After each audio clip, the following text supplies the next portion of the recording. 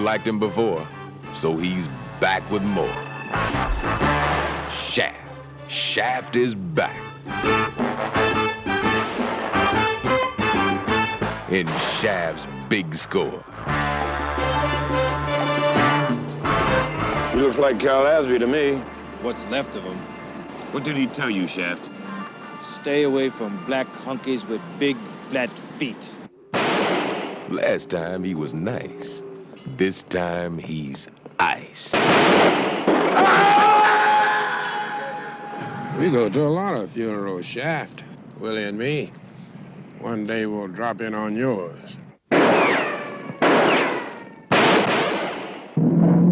Shaft is back in action with Bumpy and Willie and a new fox or two. Why don't you take your things off? Hey, wait a minute. I didn't mean all that.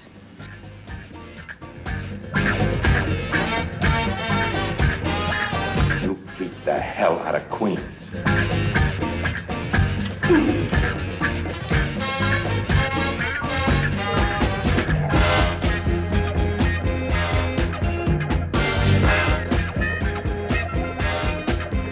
What do you want from me, Shaft?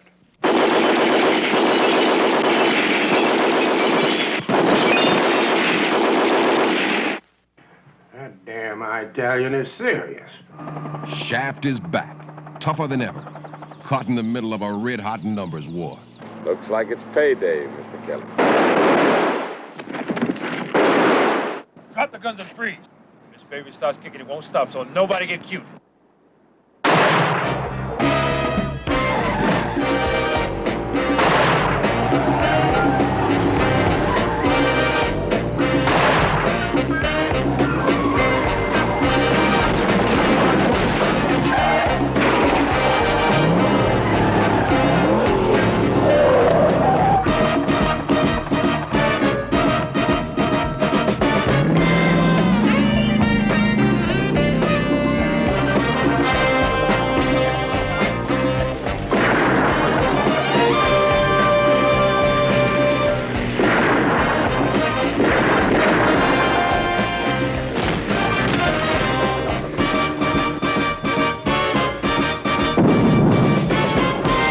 If you want to see Shaft score, you got to ask your mama again.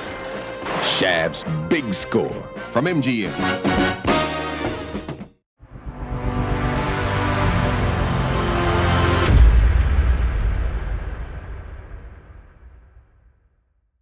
Welcome back to Geek Channel 8. I'm Eric. And I'm Johanna. My son came back from summer camp having rediscovered Magic the Gathering. I feel like I probably mentioned this around the same time last year when we were recording, when he had come back from camp having rediscovered MTG, but here we are. We are playing Commander, which was not around when I was 14 playing Magic the Gathering, but seems to be all the rage now, and I am learning all the new rules, and I may actually be going to Friday Night Magic this week for the first time in 20 years. So wish me luck. Well, good luck with that. I've never been able to get that into it. I have the core deck and a bunch of different kinds of booster packs, including the Monty Python deck. Yeah, well, they've now got a whole Lord of the Rings series, but like my son insisted that we buy the One Ring. It's not like the expensive, $10,000 foil version of this card, but still $50 for a Magic card is a lot of money. Wow. We have a new top downloaded episode. No way. Yep. I didn't think this would happen because Skyfall was, for the longest time, our far ahead leader, most downloaded episode of all time on our show. But recently, it has been eclipsed by another episode. Conan the Barbarian? Nope. Lay it on me. Masters of the Universe. What? No way. So Skyfall falls to Masters of the Universe. Oh, man. Skeletor and all. It's kind of funny because Skyfall's like one of the best movies we've ever done. Like in terms of quality of film. And Masters of the Universe is one of the weakest films we've ever. But it just goes to show the best movies don't necessarily make the best podcasts, I guess. Well, and that episode was real fun to record. That was a blast. Let's get into Shaft's big score. So we're on a roll here because we did The Saint, which went from 62 to 69. And then we did The Man Who Haunted Himself from 1970. And then we did Shaft from 1971. And now we're about to do Shaft's big score from 1972. You got something to tell us about the year? Yeah. First major event, January 30th, was Bloody Sunday, when the British Army killed 14 unarmed nationalist civil rights marchers in Northern Ireland. Interesting to remember that that was going on at this time. February 21st to 28th, President Nixon made an unprecedented 8-day visit to the People's Republic of China and met with Mao Zedong, for all you folks interested in U.S.-China relations nowadays. March 22nd, the 92nd U.S. Congress voted to send the proposed Equal Rights Amendment to the states for ratification. It, of course, did not succeed. Also in March, Eisenstadt versus Baird, the Supreme Court of the U.S. rules that unmarried people have the right to access contraception on the same basis as married couples. Relevant to our leading hero, Shaft, I'm sure. April 13th, the Universal Postal Union decides to recognize the People's Republic of China as the only legitimate Chinese representative, effectively expelling the Republic of China administering Taiwan. So in case you were ever wondering what got us into this crazy mess with Taiwan and China and the politics around recognizing Taiwan, blame the post office. No, I'm just kidding. My dad's a mailman, actually, so I don't blame the post office. But this was an interesting bit of history that I didn't know. I had no idea. The Universal Postal Union is sort of like the United Nations official post office or postal system, and they apparently started this whole problem. So, interesting history to look up. Totally irrelevant to Shaft. I did not know that, but okay, yeah. April 29th was the fourth anniversary of the Broadway musical Hair, which, if you haven't listened to Hair lately, or ever, definitely recommend it. It was a show put on. Oh, come on. Put it on when I was in college, and I was in the stage crew, and even the stage crew got topless during the naked scenes in the show. But anyway, so hippie.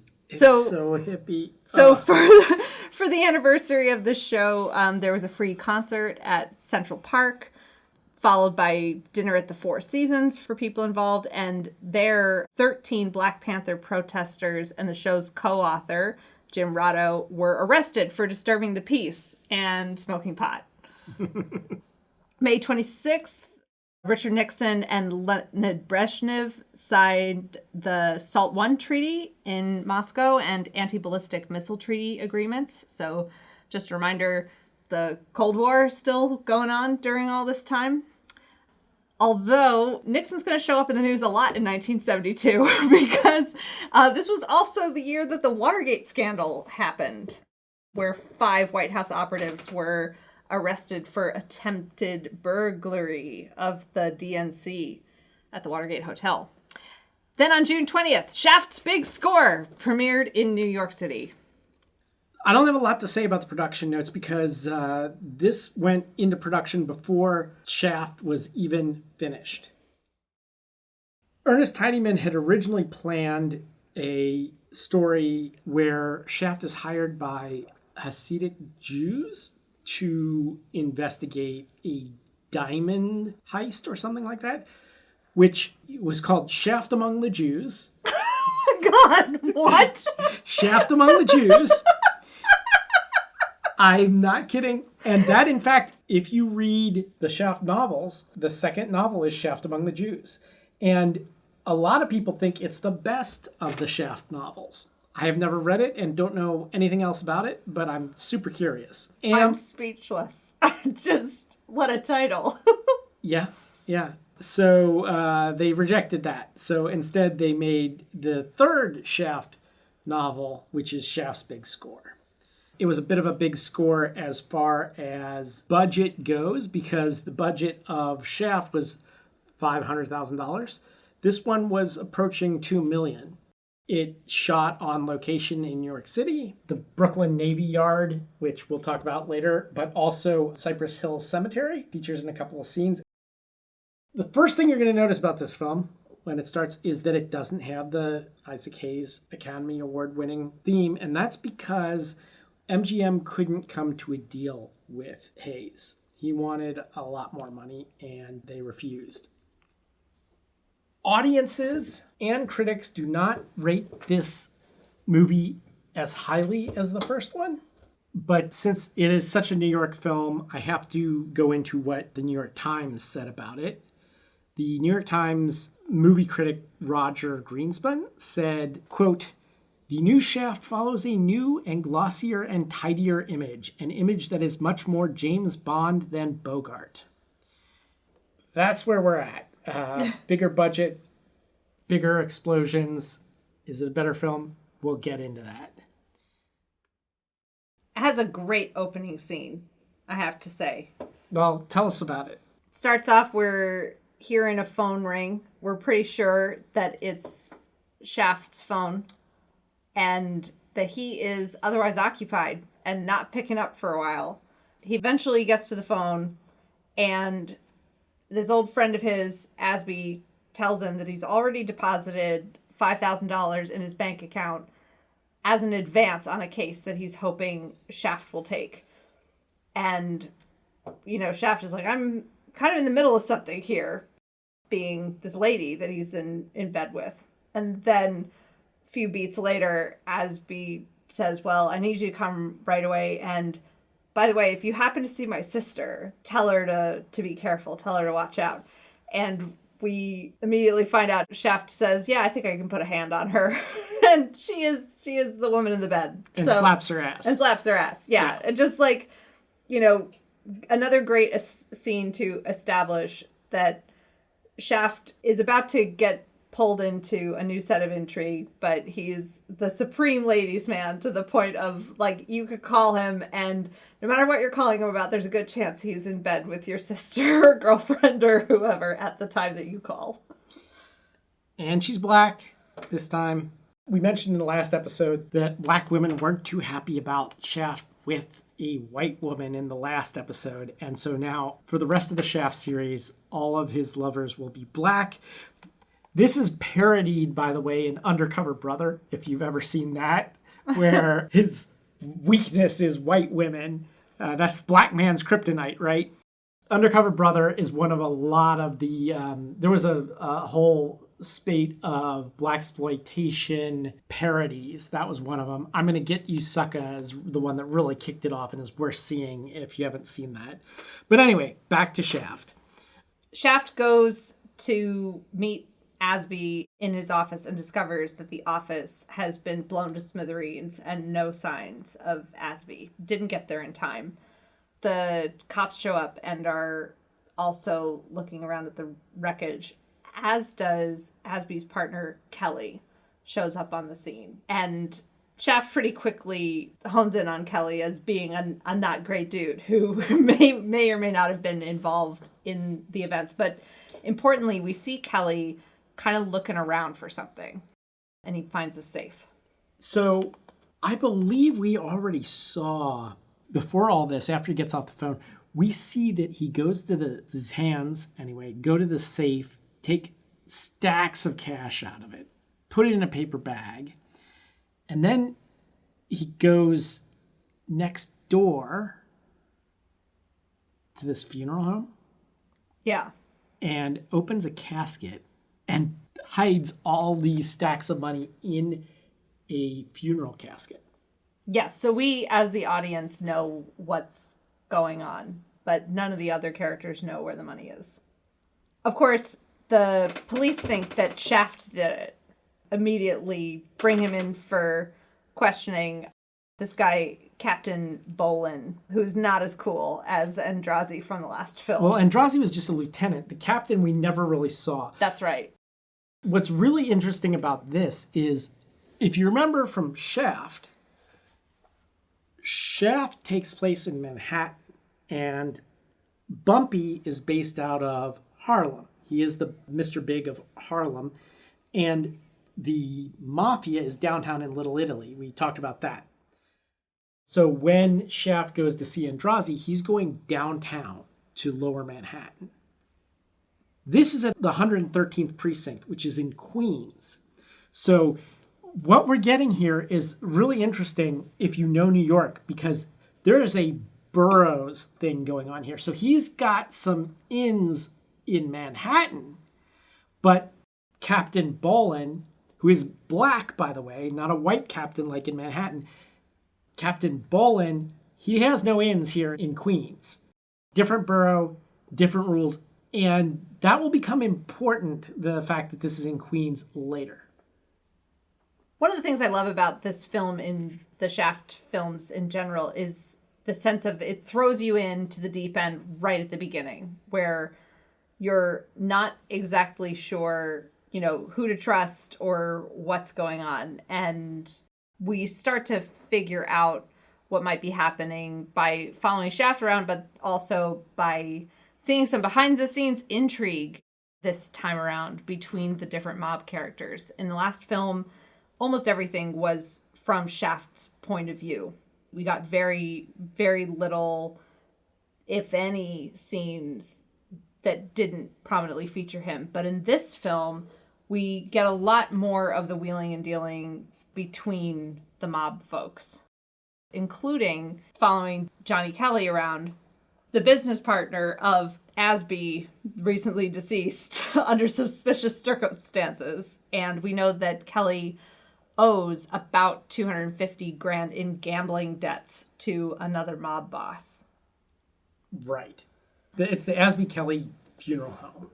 They jointly own this business. And in fact, it turns out that when Asby dies, Asby's sister inherits his half of the business.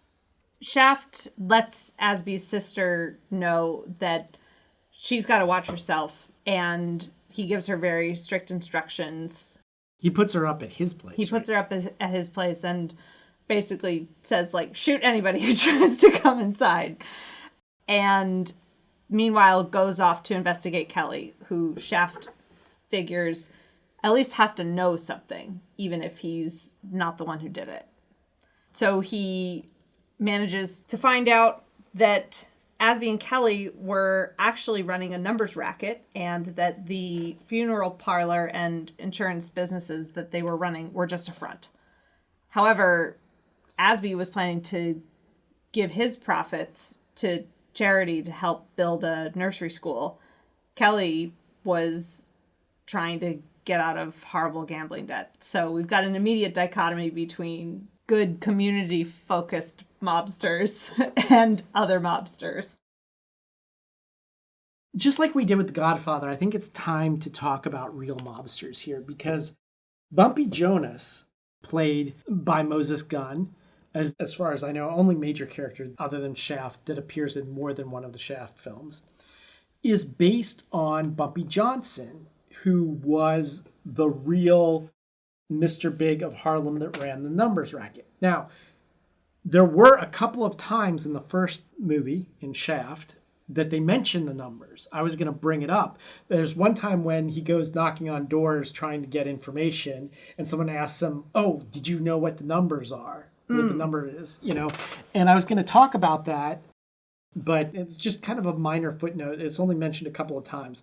But that was the big source of income for the Black Mafia. They eventually got into all the other stuff too, prostitution, gambling, drugs, all that stuff. But it was really built on the numbers racket. Anyway, Bumpy Johnson was the Harlem kingpin. So Bumpy Jonas, who's our fictional version of him in this, the numbers, that's his business, right? Now, he runs it in Harlem, but we find out pretty early on that he's interested in moving into Queens. So Kelly basically has run up these big debts to the Italian mafia, Sicilian mafia. Though they're never specifically mentioned as such, we know it's the Italians. They're running this numbers racket out of the insurance company next door to the funeral parlor and the funeral parlor, laundering the profits through those businesses. Well, and there is an interesting moment where Shaft has a conversation with, I think, Captain Bolin, where he's saying, like, this is a lottery, just like the legal lottery that happens. So, you know, what's the big deal, basically? Like, in terms of how we measure whether Asby was a good guy or not, because Bolin, I think, is ready to just chalk this up as they're all mafia scumbags. And Shaft, either because he's already been paid in advance and feels obligated from that end, maybe it's because he's sleeping with Asby's sister, or maybe it's because he really actually believes in Asby as a person, is invested enough in solving this case that he is getting involved in it without the same incentive that he had in the last film. Right. He's not getting paid $50 an hour. He got his $5,000 up front and he could have just walked away, but he doesn't. And this says a lot about Shaft as well. Yeah, he'll stick his neck out for a brother man. Yeah. He has to find them. So there's just a street guy that goes around and collects the money for Kelly. And he grabs him in a hallway and holds him at gunpoint and forces him to reveal Kelly's location. He goes to Kelly's apartment, and Kelly's not there. Kelly has gone to talk to the mob boss, Mescola. Just before he left, he got into a fight with his girlfriend, so she's easily persuaded by Shaft to let him into the apartment, and then they chain the door and have sex. Yeah, this seemed like a very classic Bond girl scenario where, like, James Bond is actually busy investigating something else related to one of the villains or sub-villains, and the mistress or girlfriend of that sub-villain happens to be there, and they happen to have 15 minutes alone together. Yeah. Meanwhile, Kelly's downtown talking to Mescola. Mescola keeps extending the deadline for this $250,000 that he owes him. And finally, he's had it, so he's going to give him more time, but on the condition that he gets cut in for half of the numbers racket in Queens. So in the first movie, we had the mafia wanting to move into Harlem. That didn't succeed. Now they're looking to move into Queens.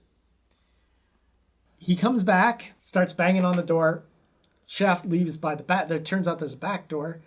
Leaves by the back door. And then Rita, Kelly's mistress, taunts him at the front door and then grabs her bags and also leaves out the back door. Shaft goes back to Cal's sister and sort of gives her the lowdown on what was going on. He has to break the news to her that he was doing this illegal gambling thing out of the funeral parlor.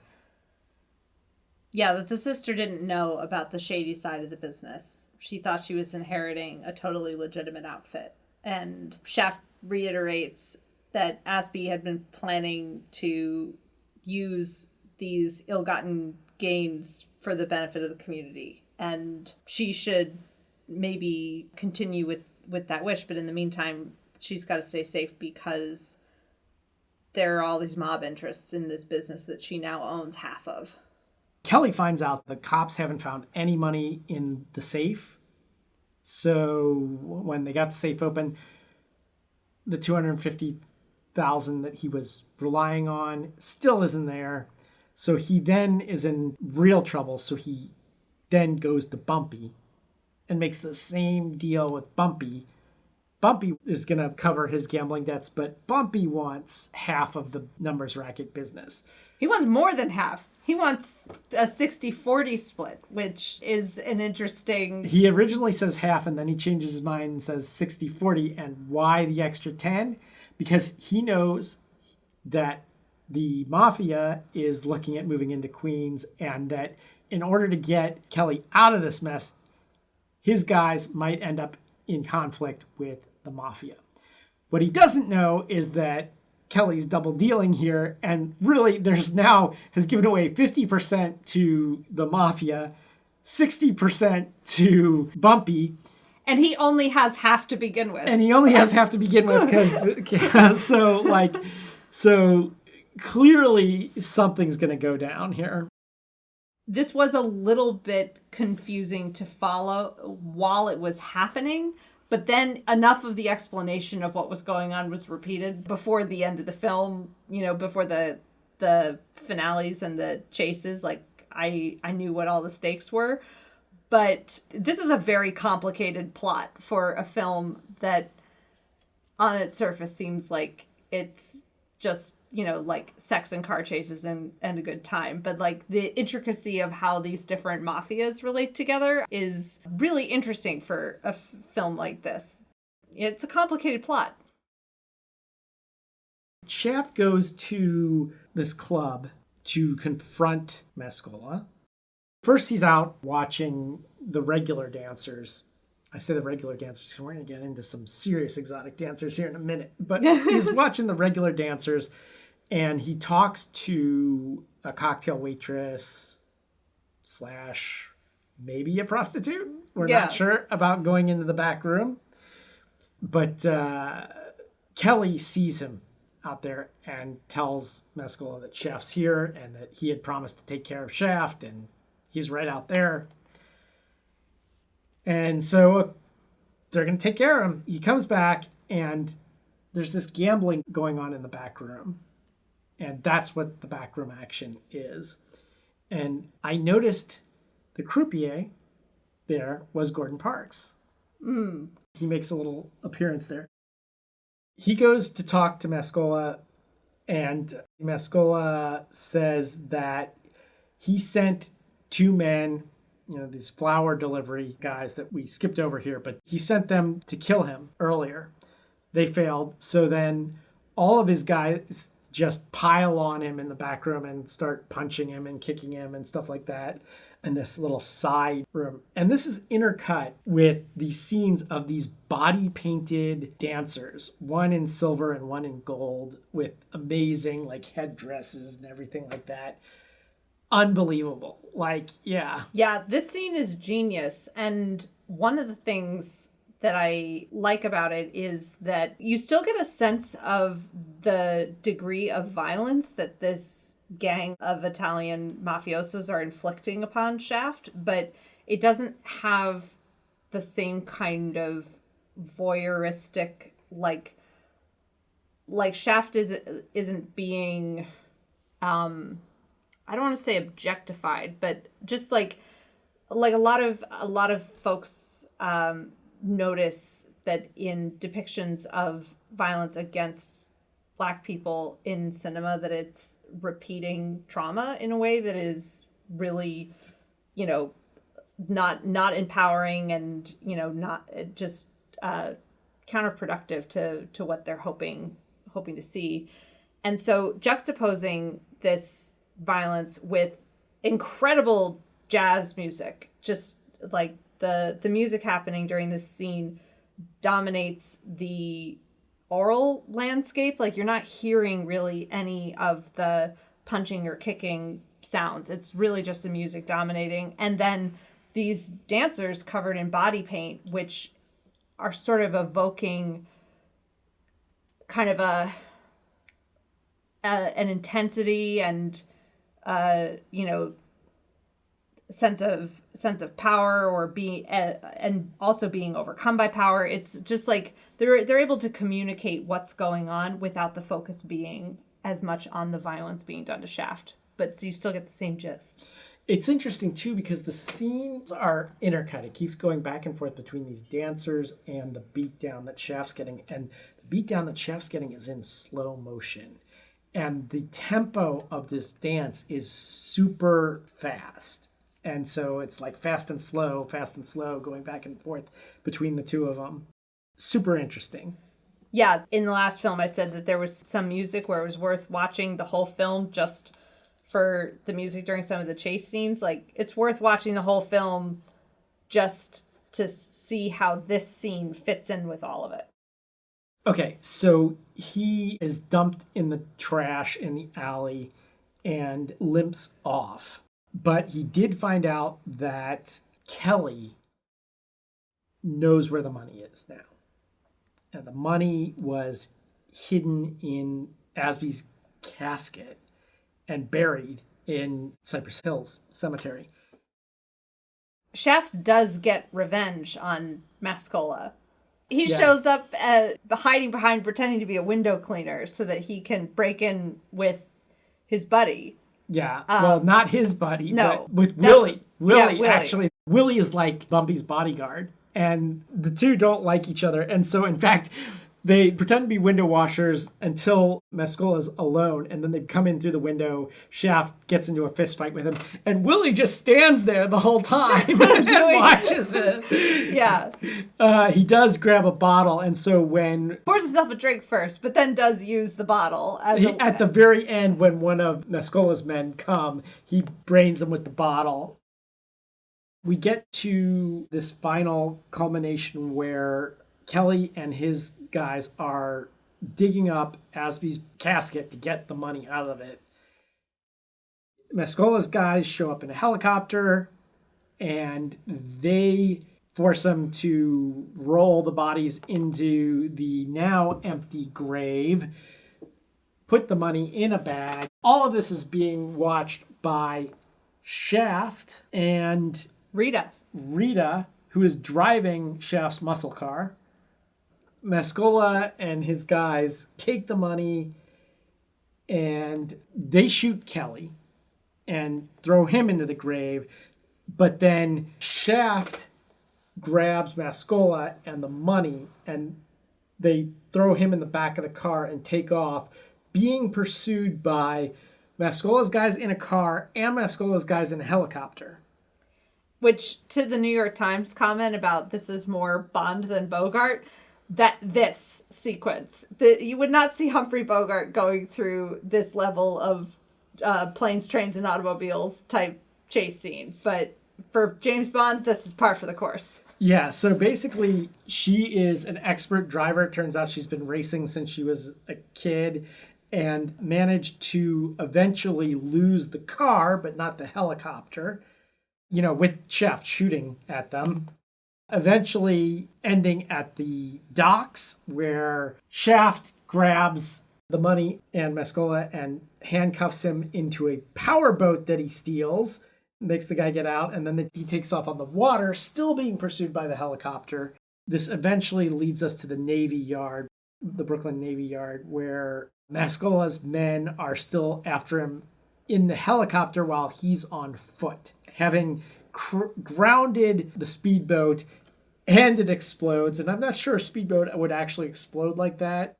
They sort of make a point that Mascola's goons in a helicopter shoot the boat the way you do, like when you shoot any vehicle that has a gas tank, and that makes it explode in the movies. So yeah, I just don't think I don't know that much about powerboats, but I always got the feeling that they didn't have very big gas tanks. Yeah, no, I'm not suggesting that the explosion is reasonable, but isn't this like every vehicle that gets shot at, has a chance of exploding? I guess so. Shaft hides the bag full of money in the high grass. Eventually, he manages to down the helicopter after a prolonged chase on foot from one of the guys, as well as the helicopter chasing him even into a hangar at one point. In the end, Shaft is the only one left alive, just as the cops arrive and want to know what happened. And he says he doesn't know what happened to the money, but he thinks it's headed back uptown. It's interesting comparing the character of Shaft to the Saint, in terms of how white is the white hat that these guys are wearing. And there are moments where Shaft doesn't shy away from violence. He's not afraid to get revenge. He sleeps around. Seems like a person who is pretty self-directed and self-focused. But then, on the other hand, there are these possibly extreme acts of selflessness, like donating $250,000 that he could easily have walked away with. I said that critics and audiences don't rate this as highly as Shaft, the first film. I totally disagree. I think this is in almost all ways better than the first film. I disagree. All right. Well, Not for any flaws of the film, but the first film has a certain swagger and style that the second film doesn't lean into as much. okay. So there's some notable differences here. One is it departs from most blaxploitation films in that it doesn't have a funk soundtrack. It has a jazz soundtrack because Gordon Parks himself wrote and scored and played and performs even the singing parts, the music in this. All of the music in this. And remember, he was a jazz pianist.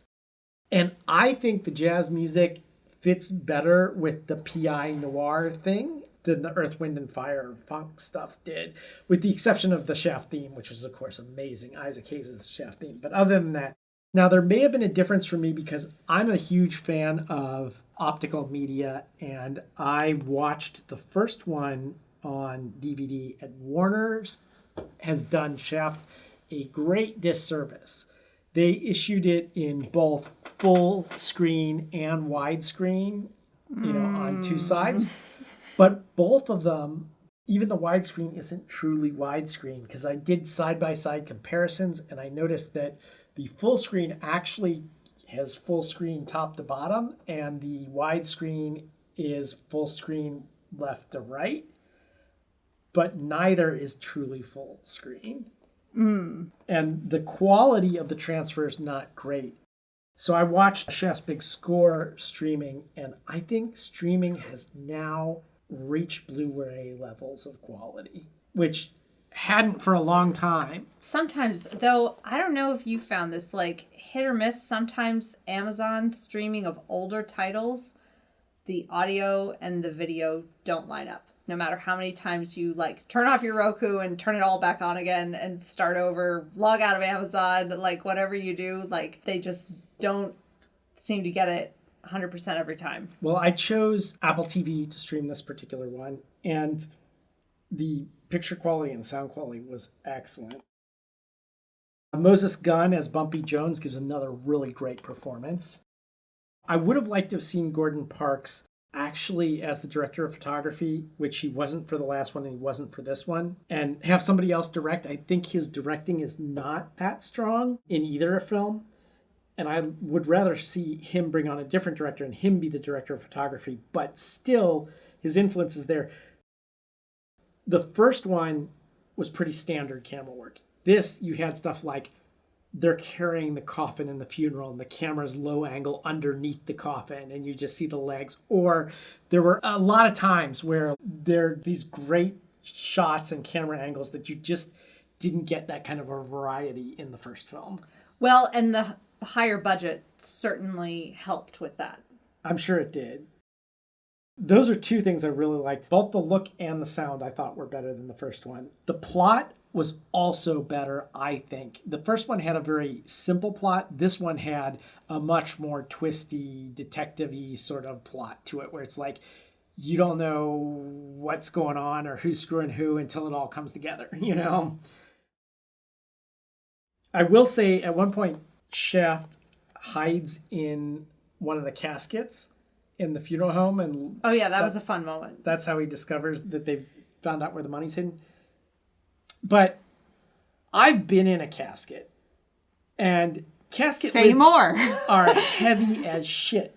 So I had to have somebody else let me out. Now, he was in a half one, so he only had to lift half of the lid from the inside. But from my experience, getting out of a casket by yourself is not an easy thing to do, especially one of these, fancy ones like they had in this funeral parlor. I'm not gonna. Yeah, no, you have to. There's no there are some things that just even on this podcast I won't go into. That's basically my take on it, is that I liked this one even better than the first one. I recognize the cultural significance of the first one is greater because it was the first blaxploitation film by a major studio, as opposed to Sweet Sweetback's Badass Song, which was an independent film. But that's kind of my take on this. Well, definitely worth watching for sure. Totally solid detective film, as you said, and with some really excellent scenes, like the scenes with the dancers intercut. I haven't seen anything that artistically interesting in a long time. I think that we're seeing Gordon Parks' influence there in, one, his music, because he wrote and performed that music. Two, his involvement with Vogue and the high fashion world and all that, I think is involved in the look of these, they're like runway models with these big feathers sticking out of their head and all that kind of stuff. Yeah, I loved it. I thought this was great. Let us know if you agree with Johanna that Shaft was better than Shaft's big score, or if you agree with me that Shaft's big score is better than the original Shaft, by writing to us at GC8 Podcast. That's letter G, letter C, number 8 podcast at gmail.com. As always, I want to remind you to share this podcast with a friend of yours or a relative or something, or failing that, just give us a good, honest review of what you think of the podcast on your favorite podcast platform. Until next time, this is Eric. This is Johanna. Signing off.